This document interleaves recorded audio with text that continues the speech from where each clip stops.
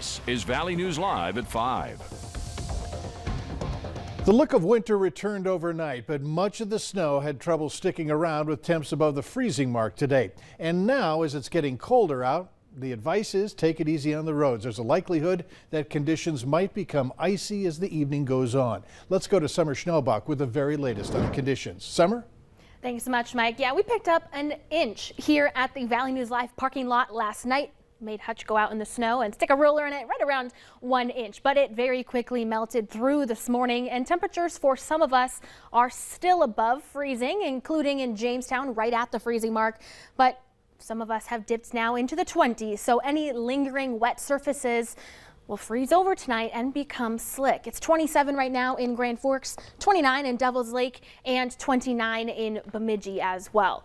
Heading into the weekend, a winter storm watch has been issued starting at 6 p.m. Saturday night and continuing through 6 p.m. Sunday night. For all of this area shaded in yellow, it does include down into the Fargo-Moorhead region. So we do have first alert weather days encompassing Saturday night and through Sunday. We've had these first alert weather days out for several days now. Here's what you need to know.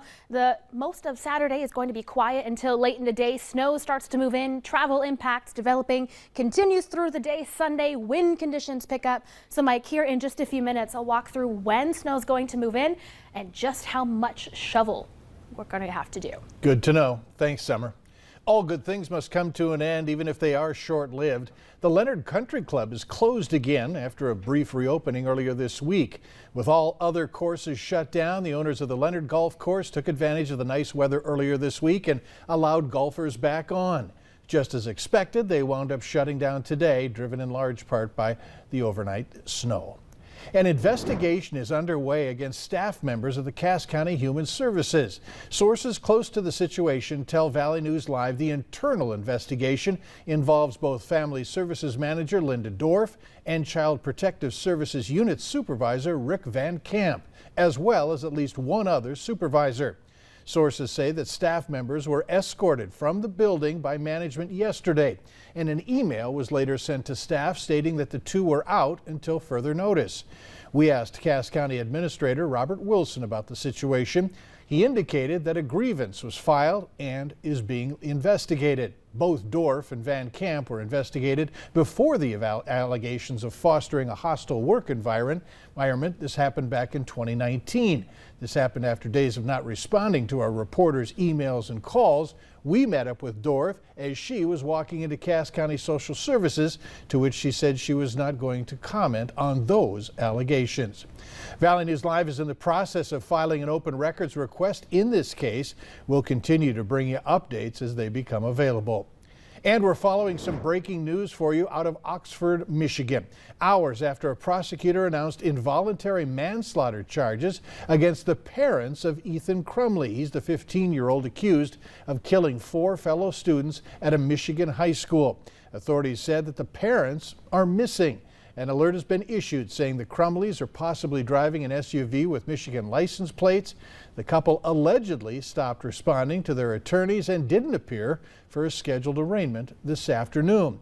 They are accused of failing to intervene on the day of the tragedy, despite being confronted with a drawing and a message that said "blood everywhere" found on their son's desk.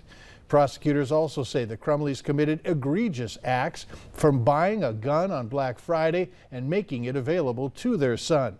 4 students died in that shooting and several remain in the hospital. Owner of the former Glosser Images photography company has issued an apology regarding the abrupt closure of his business this fall. Jack Glosser posted an apology on social media saying he was ill-prepared for the instability facing Glosser Images when the pandemic hit and that he couldn't pull the company out of the red. He also says he had no definitive dates for when all customers can expect to receive their pictures and videos of weddings and engagements, but he says he is working tirelessly to make it happen. We too will keep you updated on this story right here on Valley News Live. Another child was hit by a car early this morning in West Fargo. The child was rushed to the hospital, is expected to be okay. No word on whether the driver will be ticketed.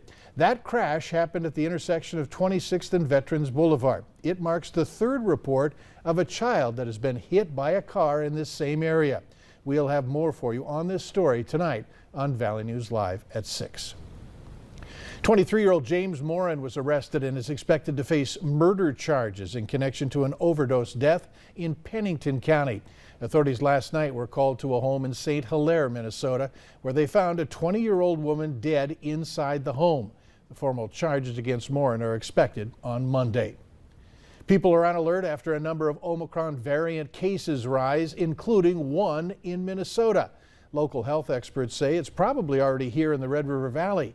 Valley News Team's JC Dodd digs into what the process looks like, and we will have that story for you coming up momentarily. In other news this afternoon on this Friday, we are monitoring the situation regarding Omicron being detected in at least 8 other states. The Centers for Disease Control and Prevention is changing COVID-19 testing requirements for international travelers coming to the U.S. Starting next week, the CDC will require a negative test result 1 day before air travel into the country. Previously, they've had 3 days to do such. Officials say it's a precaution for the Omicron variant. The order takes effect on Monday. Well, our candy bags are stocked, our news cars are decorated. We're ready to join the floats for tomorrow's annual XL Energy Holiday Lights Parade in downtown Fargo. It starts at 6:30 tomorrow in Moorhead and expected to attract thousands of spectators. It'll include dozens of floats, marching groups, and local organizations. We sure hope to see you there.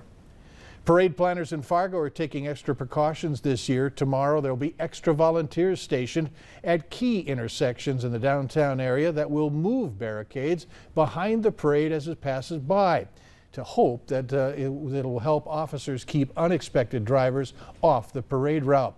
In addition, we're told that police are asking for anyone with rooftop access in downtown Fargo to make sure those areas are secure during the parade. Police say it could be very problematic in an active shooter or suicidal person situation. It's opening night for the Concordia Christmas concert. Tickets are still available, we're told. Nearly 300 student musicians will perform in person this year after holding a virtual concert last year. Now you're looking at video of their rehearsal from last night. Performances are tonight at 7:30. They'll also be held tomorrow at 2 and 7:30 and on Sunday at 2. Tickets can be purchased in the box office or at concordiachristmas.com. The stunning backdrop, by the way, is a 176-foot beautiful, colorful print. Muralist Paul Johnson is a Pelican Rapids designer and an illustrator who began work on the mural in June. Still to come on Valley News Live at 5, how Amazon has a pretty good idea what you're going to order next. I think I need to order myself some gloves for this upcoming weekend, but for tonight, conditions are seasonal. We'll see some increasing clouds through the overnight hours, temperatures in the 20s, and in Grand Forks, temperatures in the 20s as well, with clouds increasing by morning. This is a precursor to our first alert weather days this weekend. Snow amounts and track coming right up after the break.